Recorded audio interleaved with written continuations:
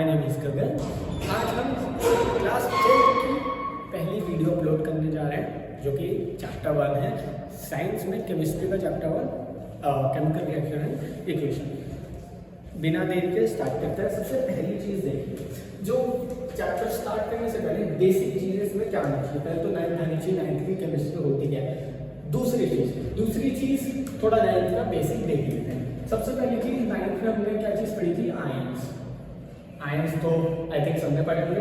Ions क्या होते हैं, चार्ज्ड स्पीशीज होती है, दो तरीके के होते हैं। एक होता है कैटायंस, दूसरा होता है हमारा एनायंस। बिल्कुल सही बात। कंफ्यूज मत होना कैथोड और एनोड में, वो अलग चीज है, वो इलेक्ट्रोलिसिस में काम आती है, ये अलग है। कैटायंस होते हैं हमारे पॉजिटिवली चार्ज्ड स्पीशीज या पॉजिटिवली चार्ज्ड आयंस, और एनायंस होते हैं नेगेटिवली चार्ज्ड आयंस। ठीक है, बेसिक बात कैटायन। और हमने एक चीज 9th में चैप्टर 3 में हमने ये, चैप्टर 4 में हमने ये पढ़ी थी कि कुछ हमने फॉर्मूलाज याद किए थे। जैसे नाम देख लो जरा। एक हमने फॉर्मूला एनायंस लिख देता हूं मैं, NO3 1- याद किया होगा। एक और लिख देता हूं CO3 2- याद किया। ये भी बनाया कैसे, वो कैसे, वो बात की बात है, हमने याद किया है। एक और देख लो। अब चलिए ये तो चलो ठीक है, एक और अगर देखना तो ये लो, एक और NO2 1-, एक और हो गया नाइट्रेट ATE कार्बोनेट नाइट्राइट। ठीक है, ATE वाला और ITE वाला। ठीक है, ये तो सबको पता। तो ये बेसिक था हमारा जो 9th था। अब हमने 9th में एक और चीज क्या पढ़ी थी कि भाई हमने ये तो याद कर लिए, हमने एक चीज और पढ़ी थी भैया, हमने पढ़ी थी फॉर्मूला मेकिंग। हाँ बिल्कुल पढ़ी थी फॉर्मूला मेकिंग। फॉर्मूला मेकिंग देख लो यार, देखो फॉर्मूला मेकिंग क्या सीखा है। फॉर्मूला मेकिंग का मतलब सिंपल है, कुछ ज्यादा नहीं है। इंग्लिश में थोड़ी समझते हैं, लेमन लैंग्वेज जिसे बोलते हैं, लेमन लैंग्वेज। देखो ऐसे क्या होता है, हम बचपन में क्या पढ़ते हैं, छोटे छोटे अल्फाबेट्स ABCD वॉवल्स ये सब पढ़ते हैं, पढ़ लिए। इससे जब थोड़ा हमारा लेवल बढ़ता है तो हम क्या करते हैं, वर्ड्स बनाते हैं। ABCD कुछ अल्फाबेट्स को कंबाइन करके वर्ड्स बनाते हैं। अब यहाँ थोड़ा और लेवल बढ़ेगा तो वर्ड से हमने क्या किया, सेंटेंसेस बना, शॉर्ट सेंटेंसेस। मतलब एक छोटी सी लाइन में 3-4 वर्ड, 10-15 वर्ड से एक सेंटेंस बना दिया। अब क्या हम थोड़ा और हाई लेवल पे चल गए। सेंटेंसेस से हमने क्या किया, हमने सेंटेंसेस का यूज करके पैराग्राफ बनाने स्टार्ट किए, छोटे छोटे पैराग्राफ लिखने स्टार्ट किए, मैसेजेस लिखने स्टार्ट किए।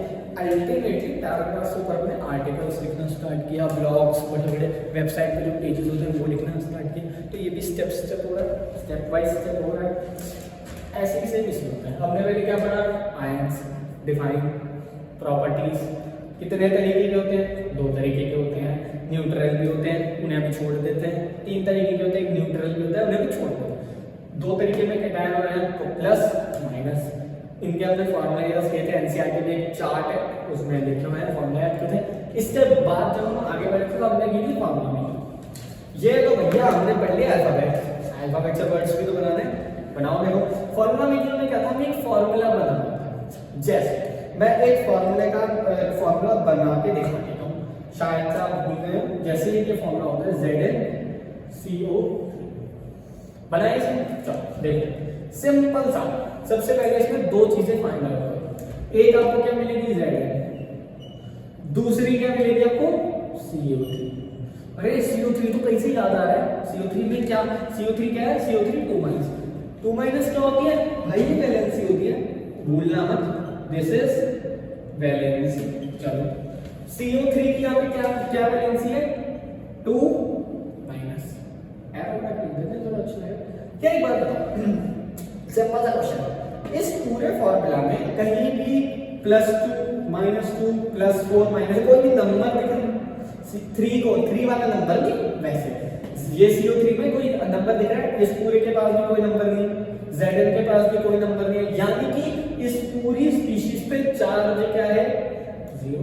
सही बात है। दोबारा देखो, मैंने लिखा ZnCO3, ठीक है। अगर मैं CO3 को ब्रैकेट में डालूं तो CO3 के ऊपर कोई चार्ज है, नहीं है। अगर मैं Zn को ले लूं, कोई चार्ज है, नहीं है। तो मैं इसको ये कह सकता हूँ, इस पूरे मॉलिक्यूल पे क्या चार्ज है? 0। बट ऑब्वियस है। तो एक बात बताओ, कोई चीज आपको 0 करनी है, बेसिक एडिशन सब्ट्रैक्शन यूज करना है। -2 है, -2 को 0 कैसे करोगे? बट ऑब्वियस है यार, +2 लगा दो, यही तो हो गया, +2 -2 कैंसिल आउट 0। वही से हुआ Zn की, अगर CO3 की -2 है और मुझे चार्ज 0 करना है तो मुझे Zn की क्या लेनी पड़ेगी? +2 लेनी ही पड़ेगी। तो क्या ये कैंसिल आउट हो जाएगी?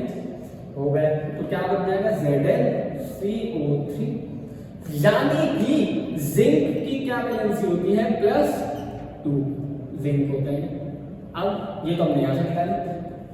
जब आप हायर क्लासेस में जाओगे, higher classes in the sense 11th और 12th में जाओगे, तो इसकी वैलेंसी आपको निकालना सिखाई जाएगी। अभी के लिए हम याद करेंगे। एक एग्जांपल समझ आया? एक और लेते हैं एग्जांपल। चलो एक एग्जांपल में यहाँ पे देखो, अब यहाँ पे तीसरा एग्जांपल हम इसका लेते हैं। इसमें ना चार्ज दिखाते हैं। ये देखो, तीसरा एग्जांपल है हमारा H2CO3, ठीक है, H2CO3। अब एक बात बताओ, H2CO3, अगर मैं सिर्फ एक बात बताओ, CO3 अपने को दिख रहा है? हाँ भैया दिख रहा है। CO3 की अभी हमने क्या वैलेंसी निकाली थी? 2-। तो CO3 पे हमारा क्या आ जाता है? -2। कोई दिक्कत नहीं। अब एक बात बताओ, यहाँ पे H है, अगर ये CO3 का एक पूरा मॉलिक्यूल है, राइट, हमें H अब जब हम केमिस्ट्री में यूज करते हैं तो H2 की फॉर्म में यूज करते हैं, H की फॉर्म में यूज करते हैं, दोनों फॉर्म में यूज करते हैं, बट अभी हम सिंगल H की फॉर्म में यूज करेंगे। तो H पे क्या दिख रहा है आपको? 2। H पे क्या दिख रहा है? 2। यार एक बात बताओ, अगर यहाँ पे 2 दिख रहा है, तो यहाँ पे -2 है, यानी कि ये पूरा ओवरऑल चार्ज 0 नहीं है। तो यानी कि एक बात बताओ, अगर ये -2 दिख रहा है तो ये ऐसे ही दिखेगा? एक बार और दोबारा मैं दिखाता हूँ। H2CO3, H पे क्या होगा? +1, CO3 पे क्या होगा? -2। इंटरचेंज कर दो, -2 H पे चला जाएगा और +1 CO3 पे चला जाएगा। एक सेकंड समझाते हैं। भाई पहली चीज, जब ये इंटर क्रॉसिंग होगी तो ये माइनस की वैल्यू नहीं गिनते हैं, वैल्यू हम काउंट नहीं करते, हम सिर्फ चार्जेस का काउंट करते हैं। अब आप देख रहे हो, ये जो 2 था, CO3 की जो वैलेंसी थी वो -2 थी, वो 2 कहां पे शिफ्ट हो गई? H पे शिफ्ट हो गई। हाइड्रोजन की क्या वैलेंसी होती है? +1, वो कहां पे शिफ्ट हो गई? CO3 पे। तो एक बात बताओ, CO3 पे कोई चार्ज आएगा? नहीं आएगा, क्योंकि 1 है। 1 की वैल्यू हम मतलब 1 से कोई भी चीज मल्टीप्लाई करो, कुछ भी करो, 1 होती है। अब H पे था, H पे क्या था? H सिंगल था। अब हमने H पे क्या लगा दिया? 2, H2CO3। यानी कि एक चीज हमें और समझ आ गई भैया, H है ना, 2 वैलेंसी होती है। H मैंने क्या शुरू H कैसे एग्जिस्ट करता है? एक इस फॉर्म से एग्जिस्ट करता है, एक इस फॉर्म से एग्जिस्ट करता है। इस फॉर्म से एग्जिस्ट करने को हम कहते हैं 1 हाइड्रोजन की पावर 1 यानी कि वैलेंसी +1। ये H2 है। H2 को हम क्या लिख सकते हैं? डायहाइड्रोजन। डायहाइड्रोजन जो लिखा है क्योंकि हाइड्रोजन के 2 मॉलिक्यूल हैं, इसको हम एक और नाम से लिख सकते हैं, डाया एटॉमिक लिख सकते हैं, बिल्कुल ठीक है। तीसरी चीज, हाइड्रोजन +1 में भी एग्जिस्ट करे, बट ऑब्वियसली -1 में भी एग्जिस्ट करेगा, बिल्कुल सही बात। हाइड्रोजन -1 में भी एग्जिस्ट करता है। इसका नाम सुन लो यार, हाइड्राइड आयन यूज करना, क्योंकि चार्ज है, ये चार्ज ना हो तो आयन मत यूज करना, ठीक है। ये बेसिक हमने 9th का पढ़ा। अब हम स्टार्ट करने वाले क्या एक्चुअल में हमें 10th में पढ़ना है। पहले छाप लिया, चलो स्टार्ट करते हैं।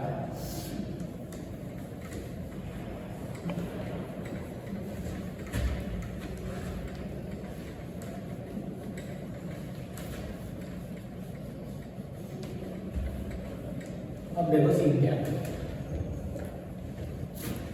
अब देखो सबसे पहले यार हमने आयन्स पढ़ लिए, हमने फॉर्मूला मेकिंग सीख ली। अब मैं एक रिएक्शन, देखो ये चैप्टर का जो नाम है ना, chemical reactions and equation, basically इसमें हमने जो फॉर्मूला बनाया है ना, उनके बीच में रिएक्शन करना, उनके बीच में बॉन्ड्स बनाना है, बॉन्ड्स को डालना है, ये सब करना है, और उनकी इक्वेशन लिखनी है। इक्वेशन मतलब एक सेंटेंस की फॉर्म में लिखना है। एक एग्जांपल से समझते हैं, इसे छोड़ते हैं। एग्जांपल, पहला एग्जांपल, मैंने एक इक्वेशन लिखा ये देखिए, Zn जिंक प्लस H2SO4, ठीक है। एक इक्वेशन लिख लो, जनरल इक्वेशन है, ZnSO4 plus H2, general equation लिख दी। अब मैंने एक बात बताओ, इसमें जिंक है, हाँ है, H2SO4, ये नॉर्मल एलिमेंट है, ये पूरा फॉर्मूला है, ये पूरा फॉर्मूला है, ये एक गैस है। तो इक्वेशन में देख लो सब चीज प्रेजेंट है, इक्वेशन एक सेंटेंस में भी है, इक्वेशन में सब चीज प्रेजेंट है। और तीसरी चीज, इक्वेशन में हर चीज रिएक्ट हो रही है, यानी कि ये जब एक दूसरे से जुड़ रहे हैं, एक दूसरे के साथ बॉन्ड्स बन रहे हैं, फॉर्म कर रहे हैं, एक नई चीज बना रहे हैं, यानी कि इससे हमें क्या समझ आता है? पहली चीज, ओल्ड बॉन्ड्स ब्रेक, पुराने बॉन्ड टूट जाएंगे, नए bonds, new bonds forms.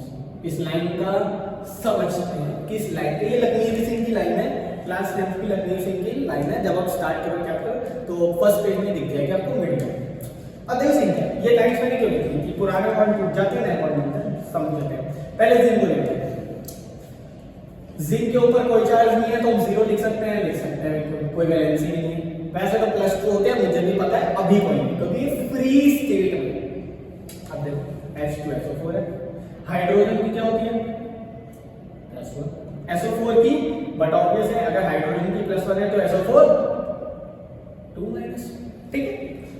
ZnSO4, Zn की क्या होती है? Zn की लास्ट अभी थोड़ी देर पहले पढ़ी थी, +2, SO4 की -2, हाइड्रोजन है दोबारा ऐसे, और H2 की वैलेंसी 0, वैलेंसी लिखिए और कुछ नहीं लिखा। अब मैंने क्या बोला था, ध्यान से सुनो, ओल्ड बॉन्ड्स ब्रेक, ये वाले बॉन्ड्स टूटेंगे, न्यू बॉन्ड फॉर्म, ये वाले बॉन्ड्स बनेंगे। कैसे?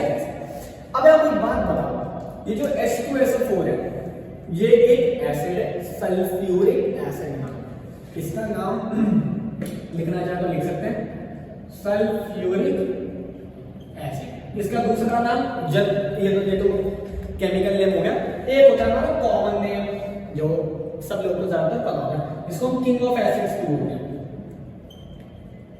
एसिड्स का राजा, ठीक है। अब हम समझते हैं H2SO4 में फॉर्मूला क्या था? हाइड्रोजन ने सल्फेट आयन के साथ बॉन्ड बना रखा है, तो पुरानी बात। जैसे ही रिएक्शन हो गया, तो हाइड्रोजन की जगह किसने ले ली? जिंक ने। देखो यार ध्यान से देखो, ये था जिंक, ये था हमारा हाइड्रोजन, सल्फेट के साथ पहले कौन जुड़ा था? हाइड्रोजन, बाद में कौन जुड़ा है? जिंक, यानी कि जगह ले ली, पहली चीज। दूसरी चीज ये लिखे, यहाँ पे 2 है, लेकिन यहाँ पे कोई 2 नहीं है, यानी कि वैलेंसी का चेंज हुआ है। जब भी वैलेंसी का चेंज आता है यानी कि बॉन्ड का चेंज है, बिल्कुल सही बात। एक बार बॉन्ड का चेंज आने का मतलब क्या होता है? यहाँ पे वैलेंसी का छेड़छाड़ हुई है, H1 प्लस में था, SO4 -2 में था, तो हाइड्रोजन पे 2 आ जाएगा, बिल्कुल सही बात।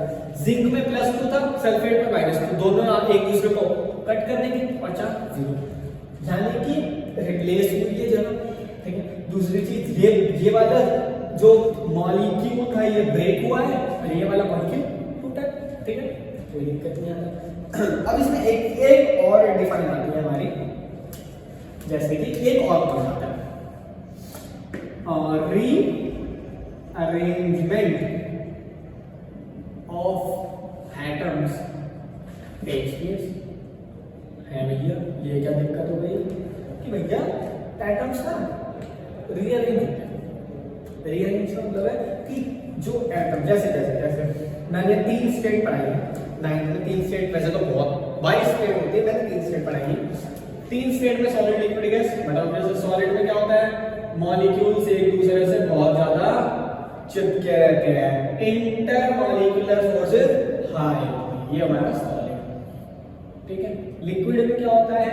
थोड़ी थोड़ी दूर रहते हैं, ज्यादा नहीं, थोड़ी थोड़ी। गैस में क्या होता है भैया, बिल्कुल ही दूर रहते हैं, ठीक है, कोई इंटरेक्शन नहीं होता, नो इंटरेक्शन टेक्स प्लेस, ठीक। अब एक बात बताओ, ये सारे आइटम्स तो हैं, बट ऑब्वियस है ये सॉलिड में सारे आइटम्स एक दूसरे से चिपके हुए हैं, लिक्विड में एटम्स के बीच में स्पेस है, गैस में बहुत ही ज्यादा स्पेस है, एटम्स ही तो है। अब एक बात बताओ, यहाँ कैसे चेंज आ रहा है, ये कॉन्सेप्ट यहाँ कैसे लग रहा है, समझते हैं। अब देखो एक बात बताओ, जिंक है, मेटल है, सही बात है, इसको भी छेड़ता है। ये जो H2SO4 है ना, ये हमने लिया है लिक्विड की फॉर्म में, लिक्विड, लिक्विड मतलब पानी, फ्लूइड। अब एक बात बताओ, जो ये ZnSO4 बना है, ये बना है भाई सॉलिड, कोई बात नहीं, अभी तक यहाँ पे ये जो हाइड्रोजन है ना, ये अपवर्ड एरो मतलब पता है क्या होता है, गैस इवॉल्व, गैस इवॉल्व बोल लो या गैस का फॉर्मेशन बोल लो, बात एक ही है। यानी कि ये भी सॉलिड, बट ऑब्वियसली जिंक जो हमने लिया वो सॉलिड, मेटल है ना, सॉलिड तो हो गई, सॉलिड ये क्या था, सॉलिड, ये क्या था, लिक्विड, लास्ट में क्या आया, सॉलिड और गैस, एटम्स से जुड़े ना, ये लिक्विड था, लिक्विड गाया नहीं हुई अगली बार, तो लिक्विड के जो एटम्स थे वो गैस में आधे कन्वर्ट हो गए, आधे सॉलिड में कन्वर्ट हो गए, तो एटम्स का क्या हुआ, रीअरेंजमेंट, एटम्स ने अपनी पोजीशन, शेप और स्ट्रक्चर को चेंज किया। दूसरा पॉइंट, तीसरा पॉइंट समझ लो, एरो, एरो दिखाएंगे, एरो से पहले वाली चीज को, ये पूरी चीज, इसका नाम होता है रिएक्टेंट्स, ठीक है, कोई डाउट यहाँ तक कोई नहीं। एरो के बाद जितनी भी चीजें दिखती हैं बनी हुई, उनका नाम क्या होता है, प्रोडक्ट्स, याद करने की होती है, कॉमन सेंस। रिएक्टेंट्स का मतलब क्या होता है, जो एक दूसरे से रिएक्ट करके, एक दूसरे से जुड़ के कोई नई चीज बनाए, जिसको हम प्रोडक्ट कहते हैं। रिएक्टेंट्स का मतलब क्या होता है, टू और more substance that are react to each other to form a new substance और अ न्यू प्रोडक्ट। कोई दिक्कत नहीं, याद रखना, लेफ्ट हैंड साइड रिएक्टेंट्स होते हैं, राइट हैंड साइड प्रोडक्ट्स होते हैं। तीसरा इस इक्वेशन से सब संबंध है, चैप्टर में यही है पूरा। तीसरा पार्ट, अब देखो भैया सीन क्या है, अब देखो ये जो रिएक्शन होते हैं केमिकल रिएक्शन, ये दो तरीके की होती है, दो तरीके, क्या दो तरीके की, पहले देखो, एक होती है रिवर्सिबल, सुना होगा नाम, किसी को भी पता भी होगा, वैसे होता है, थोड़ा लेवल बढ़ा के बताऊंगा, और कुछ बोलिए इररिवर्सिबल, ठीक है। अब देखो सीखते हैं, नाम से ही समझ आ रहा है, रिवर्सिबल यानी कि वो रिएक्शन जो पलट के वापस भी आ सकती है, जैसे ये घड़ी है, वॉच, ये 12 की सुई है, मतलब 12 पे एक सुई है, पूरे 24 घंटे में क्या होता है, ये सुई वापस घूम के आ जाती है। साइकिल का टायर भी यही होता है। अरे यार एक बात बताओ, अगर मैं इस बॉडी को सेंटर में से पकड़ लूं, ठीक है, एक सेकंड, अगर मैं इस बॉडी को सेंटर में से पकड़ लूं, इसको मैंने रोल करना स्टार्ट किया, ठीक है, रोल करता गया, अभी आधी हुई है, आधा एंगल हो ना 180 डिग्री, एक बार और रोल किया, थोड़े शेयर 360 हो गया, बॉडी जहां से स्टार्ट हुई थी वहीं पे रोटेट होके आ गई। अगर मैं इसको अपोजिट में घुमाऊं 180, फिर थोड़ा अपोजिट में घुमाऊं 360, यानी कि साइकिल की प्रोसेस हो गई। बिल्कुल सही बात, यानी कि जहां पे बॉडी ने स्टार्ट किया था, जहां उसका इनिशियल पॉइंट था, बॉडी वहीं पे आ गई घूम फिर के। बेसिकली मान लो घर से बाहर निकले सामान लेने, तो अब सामान लेने इधर उधर भटकोगे, शाम तक भटकते रहोगे, आओगे तो घर पे क्यों आओगे, पता है घर पे खाना मिलेगा, तो कहां से निकले, घर से, कहां पे आए, घर से, तो आपका इनिशियल और फाइनल पॉइंट सेम है। तो वो कौन से, साइक्लिक प्रोसेस। इस प्रोसेस का नाम क्या होता है, साइक्लिक प्रोसेस। याद रखना, वैसे अभी काम नहीं आएगी, 11वीं में काम आती है, 11th में, उसमें इक्विलिब्रियम चैप्टर है, इसमें उसमें काम आती है। थर्मोडायनेमिक्स में भी आता है, फिजिक्स में, तो वहां पे साइक्लिक प्रोसेस का बहुत ज्यादा जिक्र होता है, ठीक है। रिवर्सिबल रिएक्शन में क्या काम होता है, ऐसी रिएक्शन जिनका इनिशियल और फाइनल पॉइंट सेम होता है, और ऐसी रिएक्शन जो बार बार रिपीट हो सकते हैं। देसी में समझो यार, क्या एकदम मारेगा, यानी कि ये रिएक्टेंट से क्या बना, प्रोडक्ट्स। यार एक बात बताओ, ये जो प्रोडक्ट बना ना, ये ना स्टेबल नहीं है, स्टेबल इन द सेंस इस इन्वायरमेंट के हिसाब से ये जो प्रोडक्ट बना है ना, ये अच्छा नहीं बना है, तो क्या करेगा, ये प्रोडक्ट दोबारा कन्वर्ट हो जाएगा रिएक्टेंट में। सही बात है ना, अगर ये प्रोडक्ट स्टेबल नहीं है, स्टेबल इन द सेंस इस इन्वायरमेंट के हिसाब से ये प्रोडक्ट है, तो ये प्रोडक्ट दोबारा रिएक्टेंट में कन्वर्ट हो जाएगा। अब इन्वायरमेंट के हिसाब से रिएक्टेंट स्टेबल नहीं, तो रिएक्टेंट किस में कन्वर्ट हो जाएगा, प्रोडक्ट। तो रिएक्टेंट प्रोडक्ट में कन्वर्ट हो रहा है, प्रोडक्ट रिएक्टेंट में, एक दूसरे में प्रोसेस चलती है, जैसे हम बोलते हैं रिवर्सिबल। क्लियर। अब इरिवर्सिबल की बारी आती है, जस्ट अपोजिट। रिवर्सिबल में रिपीट हो रहे थे, इरिवर्सिबल में रिपीट नहीं हो रहे। एक बार जो हो गया सो हो गया, अब कोई चांस नहीं है। जैसे हमारा डेली लाइफ, समय बीत गया तो वापस कभी नहीं आएगा। जैसे हमारा पास्ट, क्या हमारा पास्ट कभी वापस आ सकता है, नहीं आ सकता। तो हमारी लाइफ क्या है, इरिवर्सिबल। हमने जो आज कर दिया, अब हम कल उसको सोच के हम वापस नहीं ला सकते। भाई सही है, केमिस्ट्री की भावनाओं से समझते हैं इरिवर्सिबल का। जैसे ये हमारा रिएक्टेंट, ठीक है, रिएक्टेंट ने क्या किया, प्रोडक्ट बनाया, बट इन्वायरमेंट के हिसाब से प्रोडक्ट स्टेबल नहीं है, बट इरिवर्सिबल रिएक्शन है। अब चाहे ये प्रोडक्ट स्टेबल हो या ना हो, ये ही बना रहेगा, इससे में कोई चेंज नहीं आएगा। ना प्रोडक्ट दोबारा रिएक्टेंट बनाएगा, ना प्रोडक्ट दोबारा कोई और चीज बनाएगा, वो नहीं बनाएगा। यानी कि इसे हम बोलते हैं इरिवर्सिबल रिएक्शन। ऐसी रिएक्शन जो एक ही बार होती है और बस खत्म हो जाती है, बस कोई आगे ना आगे जाती ना पीछे आती, तो ये इरिवर्सिबल रिएक्शन।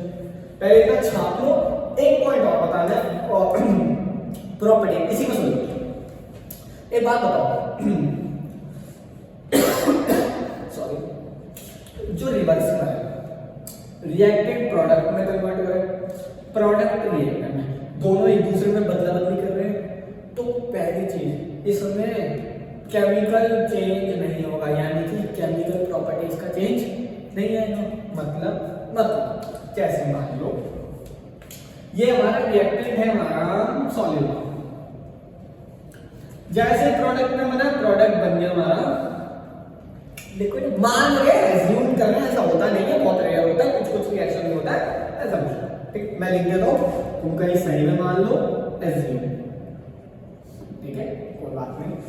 सॉलिड से लिक्विड बना, ये फिजिकल प्रॉपर्टी है भाई, सॉलिड से लिक्विड, लिक्विड से गैस, फिजिकल प्रॉपर्टी, केमिकल नहीं है। तो एक बात बताओ, सॉलिड से लिक्विड बन गया, हाँ भैया हो गया। एक बात बताओ, प्रोडक्ट स्टेबल नहीं है, तो ये प्रोडक्ट दोबारा रिएक्टेंट बन गया, तो लिक्विड से दोबारा सॉलिड बन गया।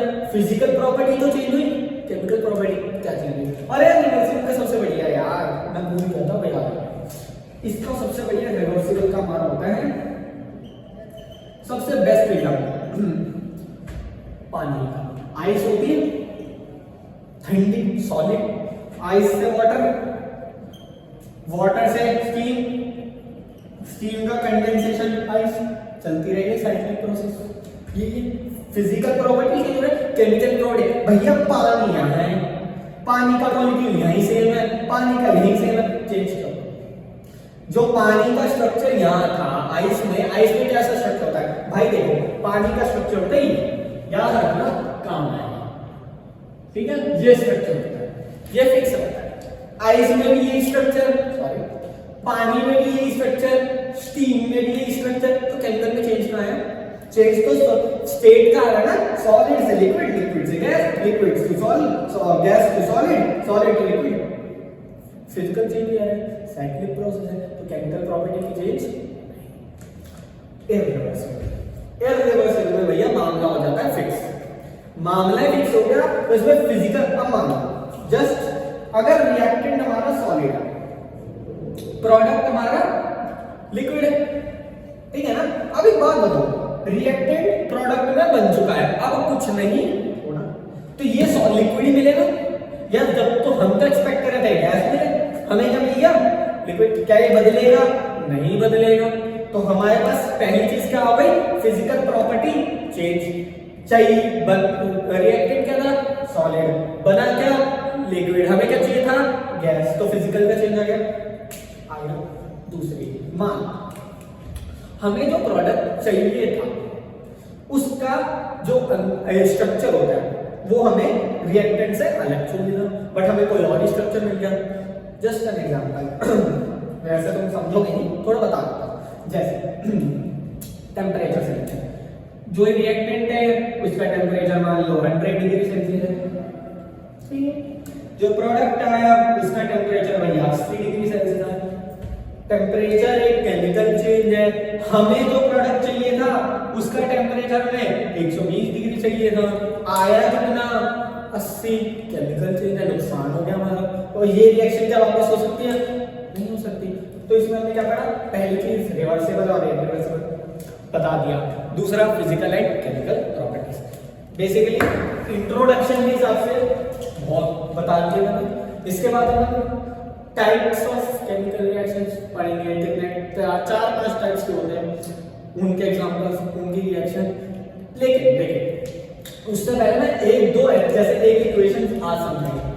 अगली जो लेक्चर आएगा उसमें मैं 2 इक्वेशन समझाऊंगा और दोनों इक्वेशन से हम प्रॉपर डिस्कस करेंगे कि रिवर्सिबल है, इरिवर्सिबल रिएक्शन है, क्या क्या चीज है, सब है, ठीक है। लास्ट चीज, कोई भी डाउट है कमेंट सेक्शन आपके लिए है बिल्कुल उपलब्ध, नहीं तो इंस्टा पे मेरे को डीएम कीजिए, मैं वहाँ आपके क्वेश्चन का आंसर बिल्कुल दूंगा। वीडियो हेल्पफुल लगे आपके लिए तो प्लीज़ वीडियो को शेयर कीजिए, लाइक कीजिए एंड सब्सक्राइब कीजिए। Thank you very much.